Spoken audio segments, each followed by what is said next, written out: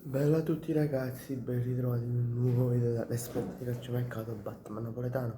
Scusate se questo video, il video dei pronostici, non è uscito prima, perché poi potevo avere tutto il tempo oggi di fare i risultati, ma me ne ero dimenticato di farlo e, e non è uscito perché questo video doveva uscire martedì o martedì o doveva uscire ieri, però sappiamo tutti perché non è uscito, perché avevo un po' diciamo di ansia per la partita della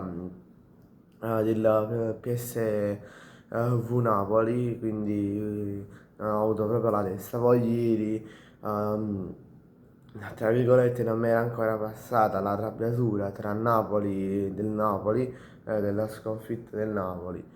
Quindi ho preferito fare uscire, se vi ricordate, all'inizio solo il video delle carte Adrenaline. E comunque andatela a rivedere se non l'avete visto e mi raccomando lasciate dei like.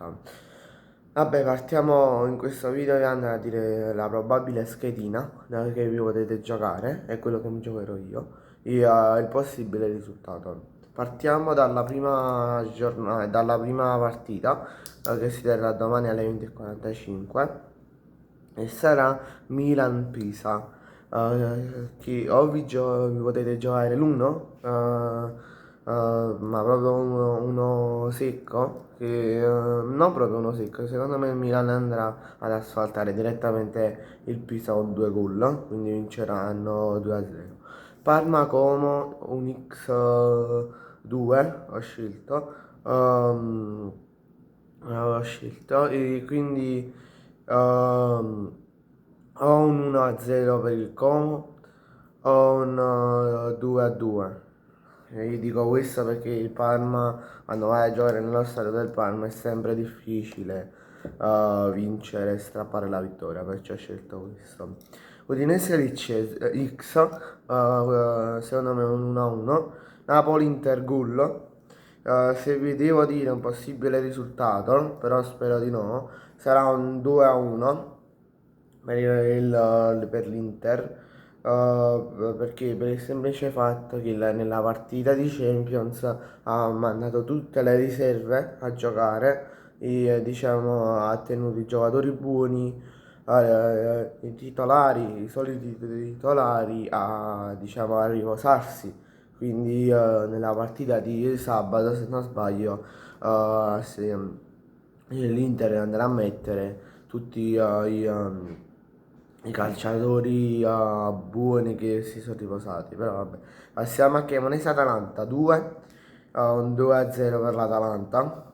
Penso che almeno sulla carta l'Atalanta rispetto alla Cremonese deve vincere, anzi, sia magari la Cremonese potrebbe strappare sempre un pareggio alle top. Quindi io, secondo il mio pronostico, essendo una sulla carta più forte, però ovviamente bisogna vedere anche sul campo. Scusate, Torino-Genoa, uno secco, il Torino andrà a vincere uno con 1-0, 1-0. Verona Cagliari X 0-0, Roma Sassuolo, gol. Secondo me la Roma, ho scelto gol, però poi la Roma andrà a vincere, probabilmente sulla carta va a vincere con un 2-1 proprio di cortomuso, come dice Allegri. Però Dio, ho detto gol, vi spiego pure il motivo, perché il Sassuolo, come ben sapete, è in uno stato di forma assoluto, cioè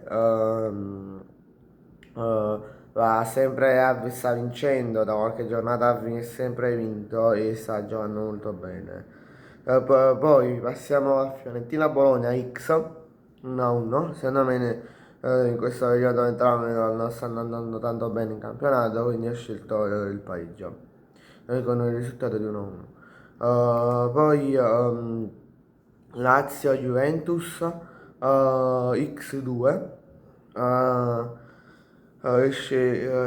Quindi ho un probabile pareggio, ho una vittoria della Juventus.